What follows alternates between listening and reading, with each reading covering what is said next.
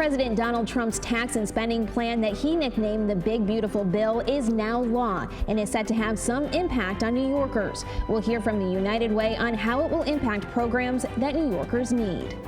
Hello and welcome to Empire State Weekly. I'm Jamie DeLine in Albany. Democratic lawmakers in New York raising concerns this week about the impact President Donald Trump's tax and spending plan will have.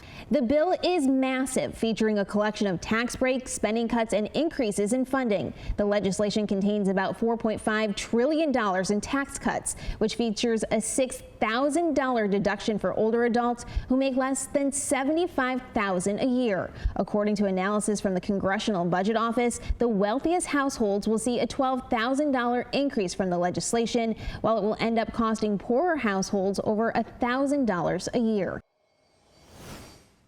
Joining us now to give additional insight on how the federal tax and spending plan will impact New York is Grace Bonilla. She's the CEO and president of the United Way of New York City. Grace, thank you so much for coming on.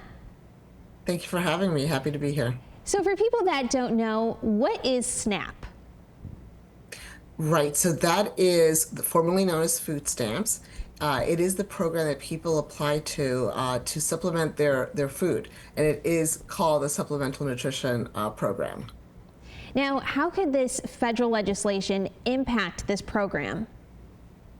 I love that you were asking this question. I think it's important to understand that SNAP is determined by the federal government on a national scale, which means that whatever they're getting in Mississippi, they're getting the same thing in New York City and in New York State. And I think it's important to understand that because even currently, SNAP benefits really only supply about 2 weeks of food for a family. So the changes that are coming out of the federal government now would make that the value of the purchasing power of that SNAP benefit even lower. We're going to see work requirements applied to SNAP benefits that didn't exist before. So, for example, folks that are 50 to 64 will now have to work for their SNAP benefits. The federal government is also sending to the state the obligation of covering 20% more of the benefit, which means that there's going to be an additional burden on the state. And that, coupled with what's going on in Medicaid, is going to be devastating for many of our vulnerable communities, many older people, disabled, who depend on SNAP and Medicaid, and now are going to have to prove that either they cannot work or fulfill work requirements for benefits that only really help them eat for 2 weeks out of the month. Now, has the United Way gotten any notification from the federal government about what exactly these changes will be and how many New Yorkers could be impacted? So we know that a number of New Yorkers are going to be impacted. In the city of New York, we have 1.8 million people on SNAP benefits. We have 3 million people on Medicaid benefits. Some portion of those people will be impacted. We've already faced, because of inflation and the high cost of food, increased in vulnerability and food insecurity in the city of New York. In the last couple of years, we've seen increase to our pantries visits by 86%. And while we are waiting to hear from our federal partners what all of this will mean on top of a very complicated economic situation for our most vulnerable New Yorkers, we're really depending on our state and local government to interpret what the bill is going to mean and the impact. Now, how soon could this go into effect? Well, most of the bill will not go into effect until January of 2027. But there are some things that are happening almost immediately. So, for example, SNAP benefits, if you were here under legal status as an immigrant, those who are asylum seekers, refugee, folks who are under refugee status, known to the government, those folks are going to stop being eligible for SNAP benefits almost immediately. My understanding is that it's in October. So we're going to have folks who are known to the government, have an immigration status where they're here legally, who are no longer going to have access to things like food, which is going to put an additional pressure in the system. But most of the bill will not go into effect until January of 2027. I know you mentioned Medicaid. Can you talk a little bit about that and the changes that people could see on that front? So Medicaid, for me, and coming from an organization like United Way, we've been around for 86 years. We firmly believe in setting up people for success so they can thrive economically in our city and in our state.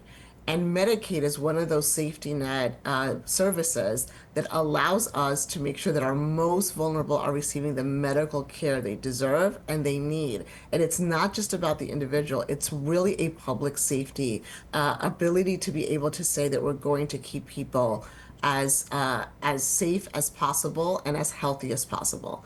So the impact to Medicaid. So Medicaid, for the first time in a very long time, will also have work requirements that will be attached to this benefit.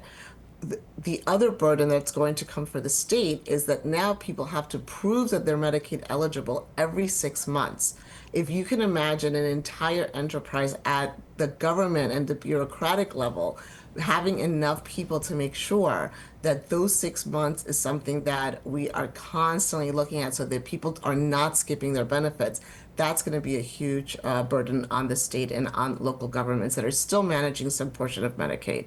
So between work requirements, making sure that people who did not work before, again, that 55 to 64 age range, there are no longer exceptions to veterans, homeless, populations like that were harder to engage in work for both SNAP and Medicaid. That is going to be a huge change, which means that millions of people are going to be left without their benefits. What would you like the state to do to help combat some of these issues?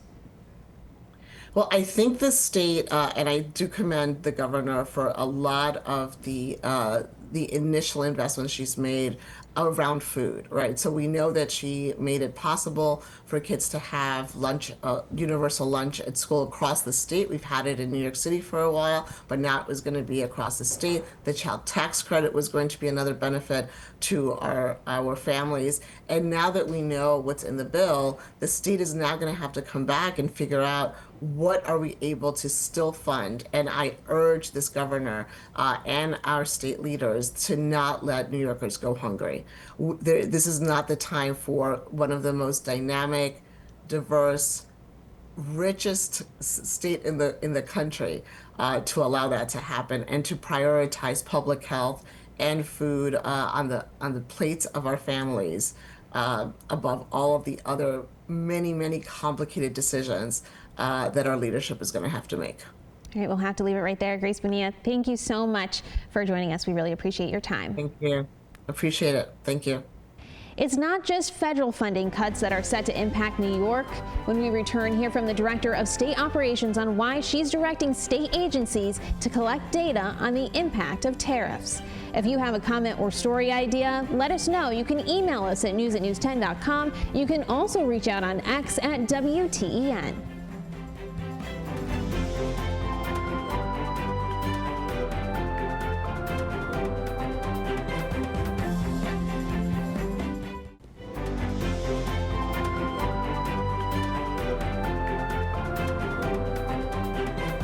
Welcome back to Empire State Weekly. The Trump administration's aggressive tariff policy caught national and international attention for months. Now, New York agencies are working to determine the exact impact that they're having.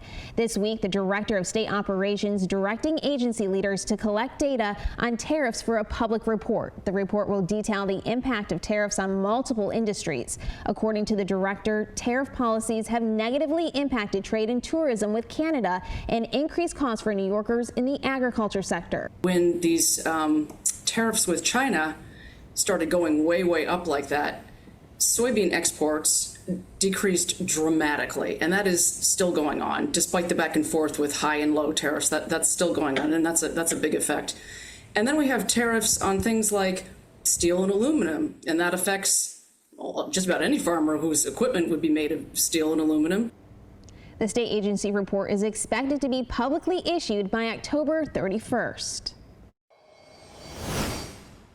Joining us now to give insight into the state's push to get more tariff data is Katherine Garcia. She's the Director of State Operations. Katherine, thank you so much for coming on. Thank you so much for having me. So I know recently you sent a memo out to the heads of state agencies.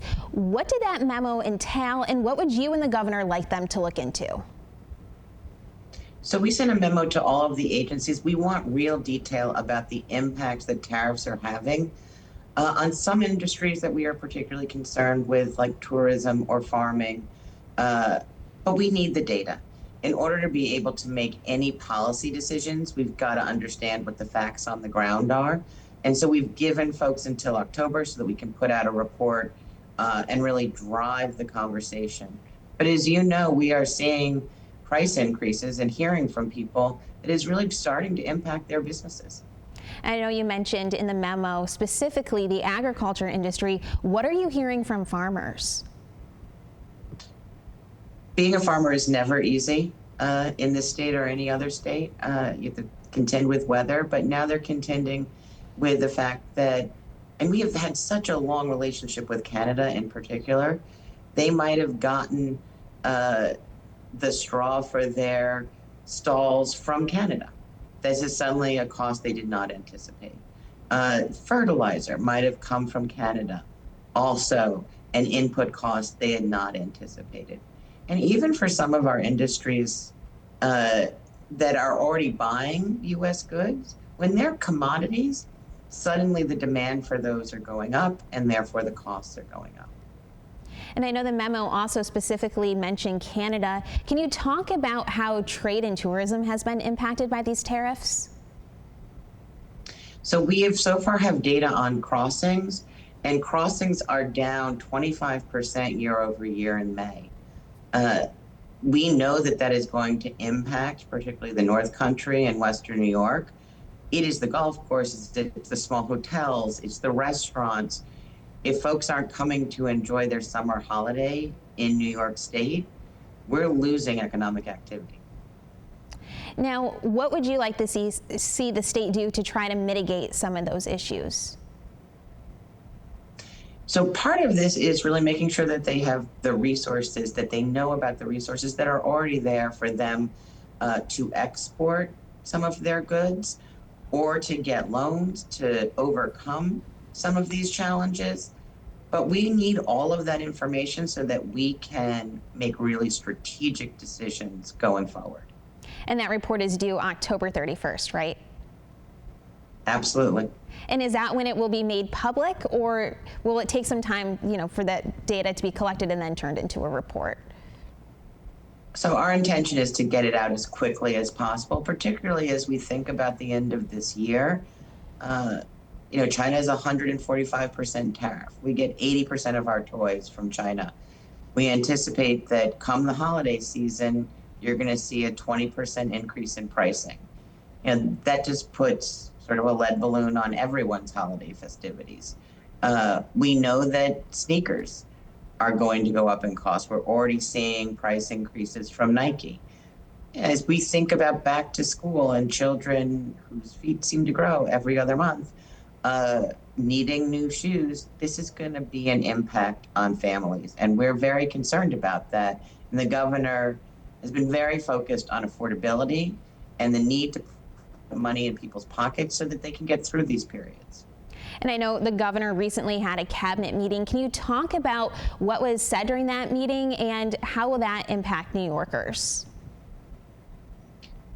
The governor was very straightforward with her cabinet. She knows that we have gone through many different challenges over the past nearly 4 years of her governorship. We didn't have Omicron yet when she took office, and we were able to overcome that. But she wants thoughtful, strategic ideas from her cabinet.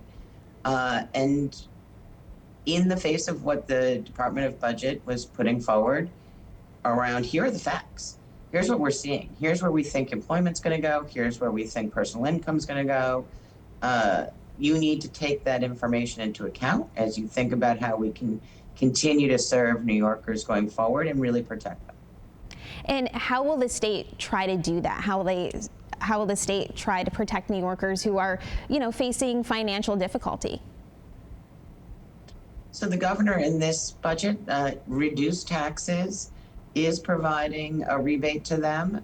And I would say that probably for families, the child tax credit can be a real game changer for people struggling to make ends meet, and particularly when you have expenses from children that continue year in and year out. But this is looking at things very thoughtfully, and some of the challenges we're going to have, not only with the tariffs, but with what was in the bill, is a lot of costs got shifted to states. Sort of like a little wash my hand, I'm not going to do it anymore.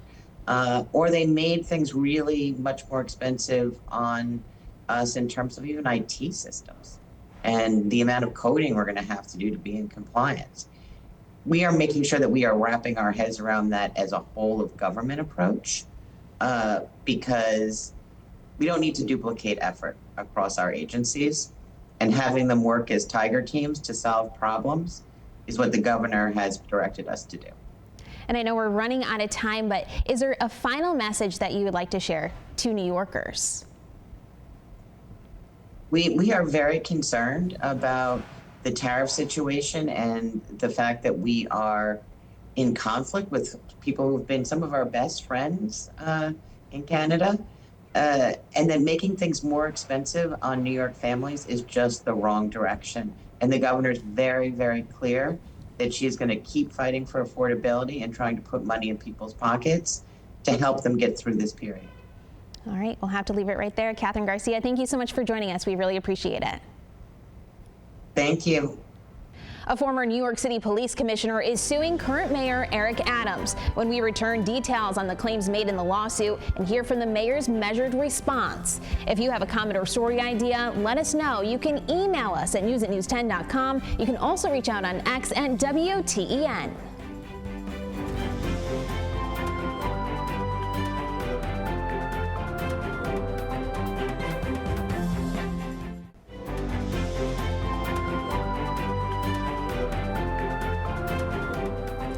Welcome back. A former interim New York City police commissioner is accusing Mayor Adams, as well as current and former leaders of the NYPD, of running the department as a, quote, coordinated criminal conspiracy. The mayor and others named in the suit are dismissing the allegations. Here's Henry Rosoff with Pix 11 in New York City with more.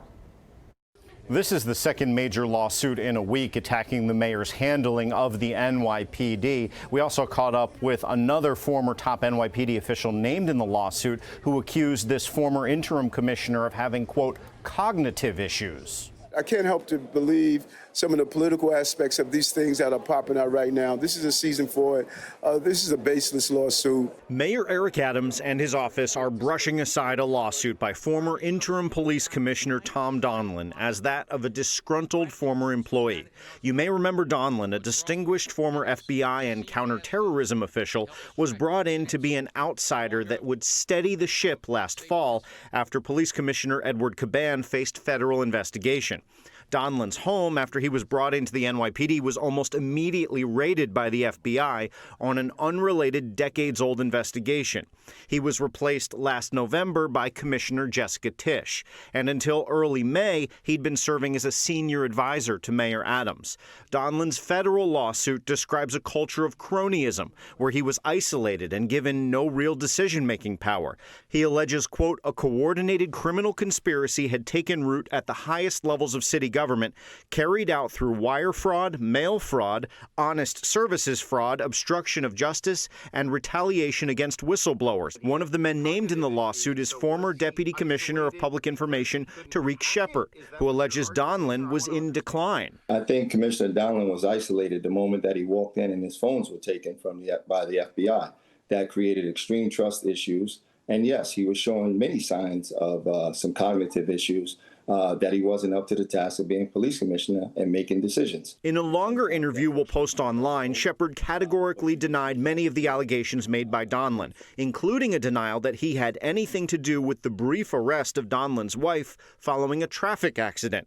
Shepard says if Donlin was so concerned about things at the NYPD, then why did he take an advisory role under Mayor Adams until that position was eliminated about 2 months ago? As soon as that job ran out, now he becomes the whistleblower, and it becomes a criminal enterprise. Donlan's lawsuit also mentions an interview with Pix 11. He accuses Shepard of setting him up by arranging that interview. We did reach out to Donlan's legal team for follow-up and comment and have yet to hear back. In the newsroom, Henry Rosoff, Pix 11 News.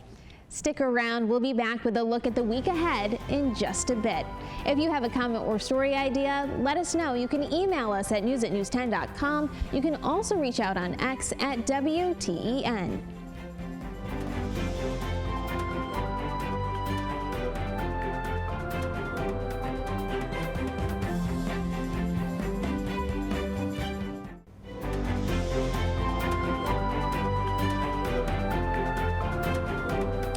Finally, on Empire State Weekly, as we continue to follow the impact of cuts on New York, state leaders making an investment in older New Yorkers, with the state beginning to move forward with its master plan for aging. The plan builds on the governor's priorities for aging residents and looks to invest some $45 million. Next week, we'll hear from the Department of Health on the plan and how it will help state residents. For now, from all of us here on Empire State Weekly, I'm Jamie DeLine in Albany. We'll see you here next week. And don't forget, you can watch Empire State Weekly all over New York State. Here's the full schedule of Empire State Weekly on 10 television stations across New York.